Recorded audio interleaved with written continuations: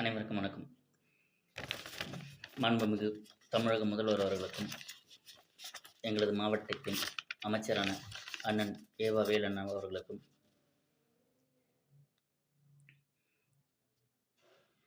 இளைஞரணி எழுச்சி நாயகர் அண்ணன் உதயண்ணன் அவர்களுக்கும், எங்கள் தொகுதியின்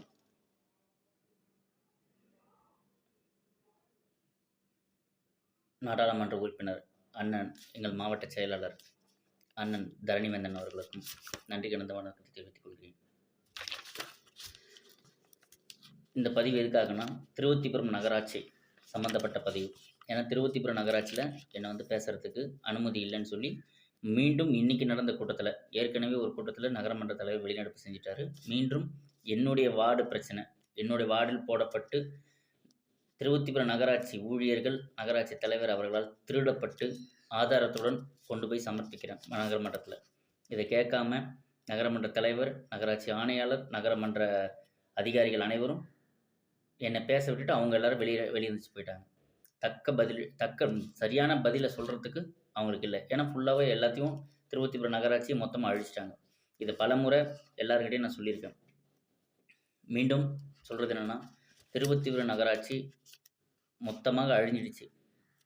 திவாலாகிற நிலமை நகரமன்ற தலைவர் கொண்டு போயிட்டார் திருவொத்திபுரம் நகராட்சியை, நகரமன்ற ஆணையாளரும் சேர்ந்து.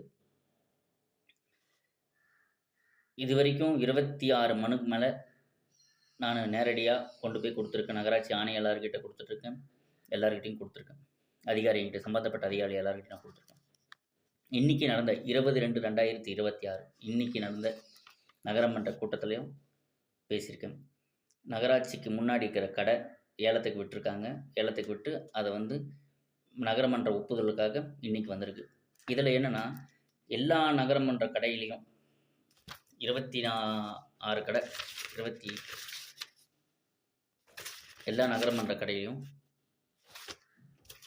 ஒப்பந்தப்பள்ளி படும்போது டிடி, நகராட்சிக்கு வழங்காத டிடி, நகராட்சிக்கு டிடியில் ஊழல் நடந்து முறையான ஏலம் நடைபெறாமல் நகரமன்ற தலைவர், நகராட்சி ஆணையாளர் அனைவரும் சம்மந்தப்பட்ட ஆளுங்கிட்ட பணத்தை வாங்கிட்டு நகரமன்றத்தில் இப்போ கொண்டு வந்து வச்சுருக்காங்க. இது நகரமன்றத்தில் கேட்கும்போது இதுக்கான சரியான பதில் இல்லை. இது சட்டப்படியாக நடவடிக்கை எடுக்கிறதுக்கு நான் இருக்கேன்.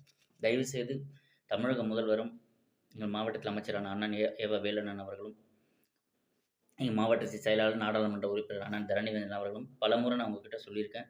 இதை நீங்கள் மறுபடியும் கன்சல்ட் பண்ணி திருவொத்திபுரம் நகராட்சியை தயவுசெய்து காப்பாற்றுங்க, அழிவிலிருந்து